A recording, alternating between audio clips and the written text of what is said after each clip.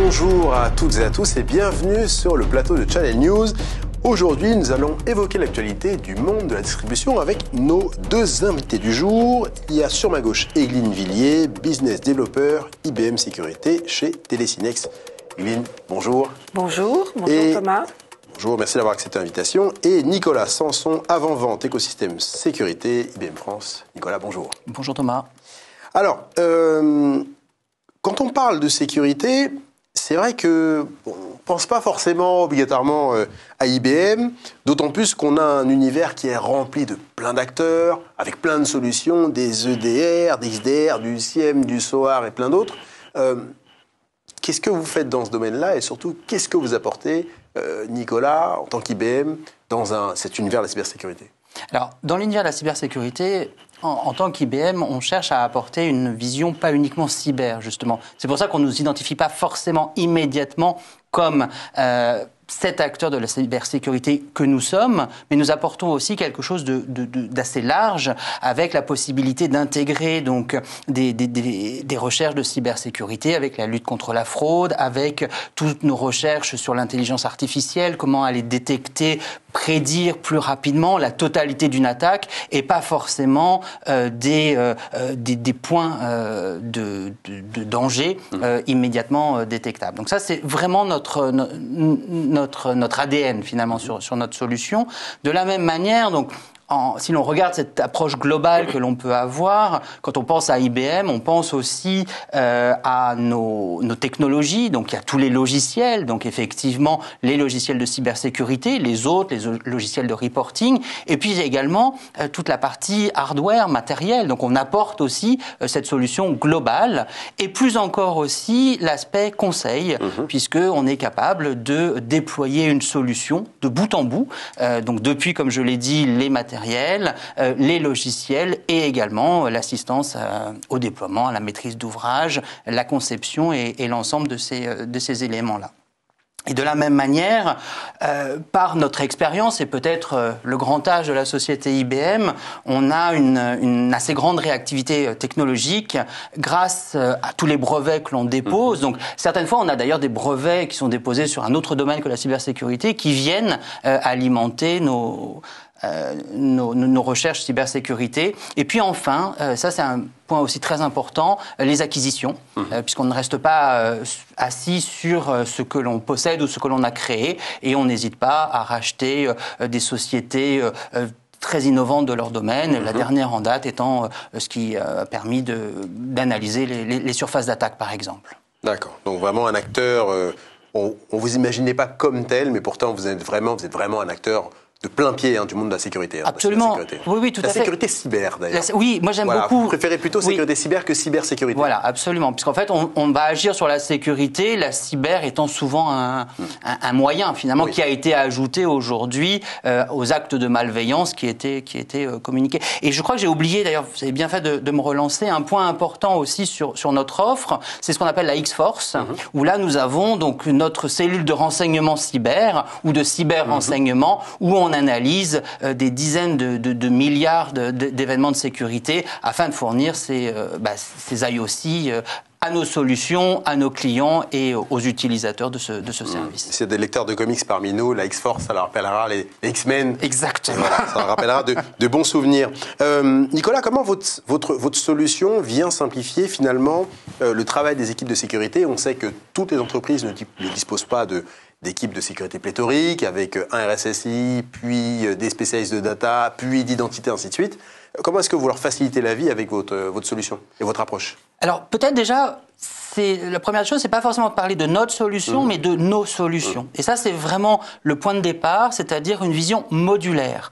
On a la vision globale d'IBM, sur laquelle je reviendrai un peu plus tard, c'est d'avoir la totalité de l'événement de sécurité qui vient être alimenté par les différents capteurs de sécurité. On a parlé du SIEM, de l'EDR et de l'ensemble de ces éléments-là. Mais on a aussi, pour chacun de ces points, des logiciels que l'on peut déployer extrêmement rapidement sans remplacer tout le reste. C'est-à-dire qu'aujourd'hui, vous êtes équipé d'un EDR, vous souhaitez utiliser un SIEM IBM Sécurité, vous pouvez parfaitement le faire sans remplacer votre EDR. Donc c'est vraiment cette première partie extrêmement importante, acteur de logiciels dédiés à des besoins très spécifiques sur des domaines spécifiques. Et là c'est pareil, je le dis assez souvent, on n'imagine pas forcément IBM dans cette souplesse et cette agilité-là. Pourtant, on a la possibilité de vous fournir, quand il y a besoin, cet élément-là.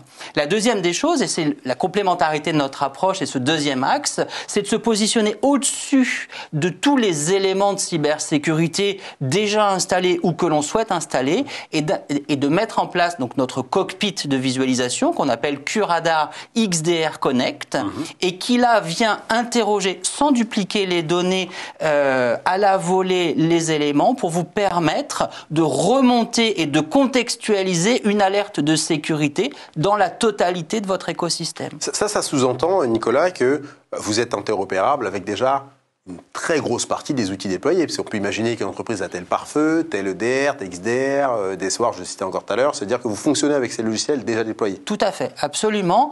Et on utilise beaucoup de ressources open source, notamment l'intégration des différentes données et des différents éléments vient à l'aide du Styx Shifter, qui est donc supporté par l'Open Cybersecurity Alliance, donc établissement ouvert et de l'open source.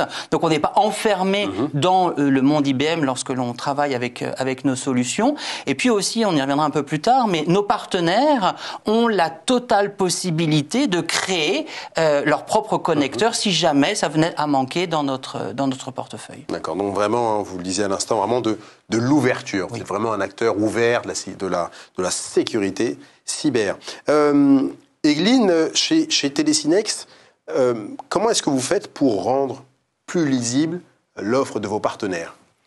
Alors, merci pour cette question, parce qu'aujourd'hui, Télésynex, en fait, c'est le premier distributeur mondial de solutions informatiques. Donc ça, c'est assez important, parce que IBM est quand même une entreprise internationale.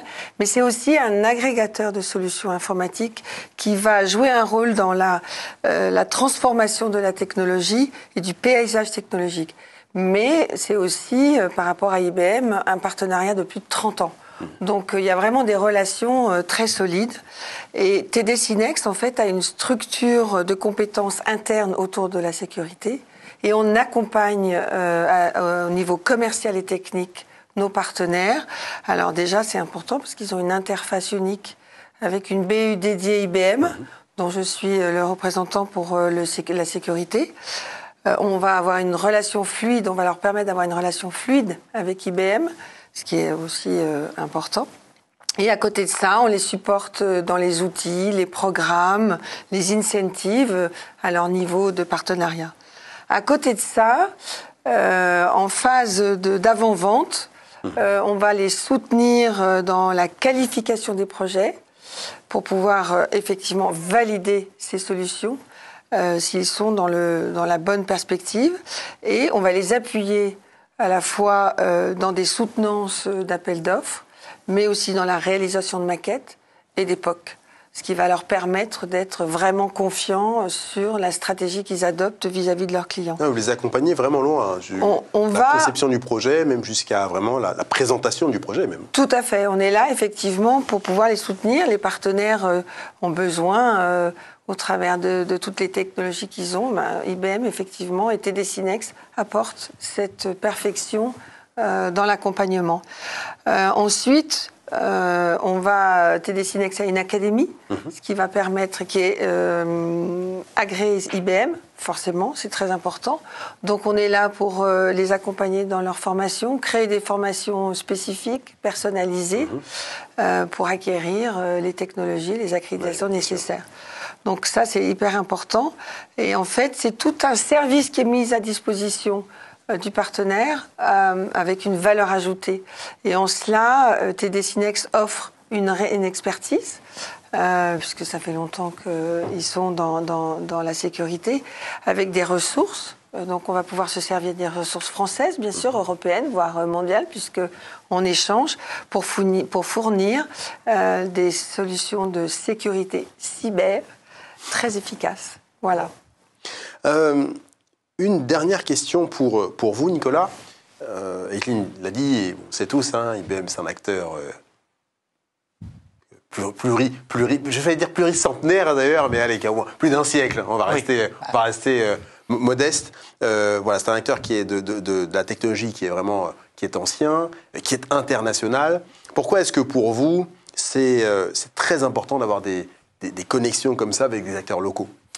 En fait, c'est vraiment fondamental et ça participe de notre stratégie parce que on a cette vision globale qui est donc dans notre ADN par l'âge et par la surface que le territoire que l'on couvre, mais on sait aussi qu'à des fois être très haut, on a du mal à répondre à des contraintes locales. Et on le voit bien, moi j'étais encore il y a quelque temps auprès de TI françaises qui comprennent bien la stratégie que l'on présente, mais qui nous disent oui, mais attendez, nous concrètement aujourd'hui, il peut y avoir des contraintes légales, il y a des spécificités techniques, locales, simplement aussi de langue, n'ayons pas peur de le dire, qui nécessitent une spécialisation, une spécification des produits.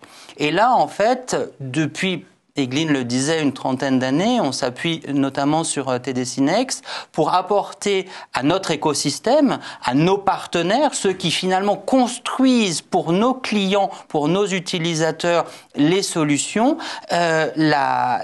l'adaptabilité, la compétence locale, la prise en compte, comme je l'ai dit, des règles techniques, des règles légales et de l'ensemble de ces informations et de ces spécificités locales. Et je pense que c'est vraiment aussi quelque chose qui parfois nous différencie, et c'est ce que vous disiez au début de cette interview, trouble un peu notre image, c'est-à-dire qu'on est présent finalement très souvent chez beaucoup de clients, mais pas forcément en direct, grâce à nos partenaires qui sont des experts formidables et que l'on soutient, notamment grâce au travail de TD SYNNEX.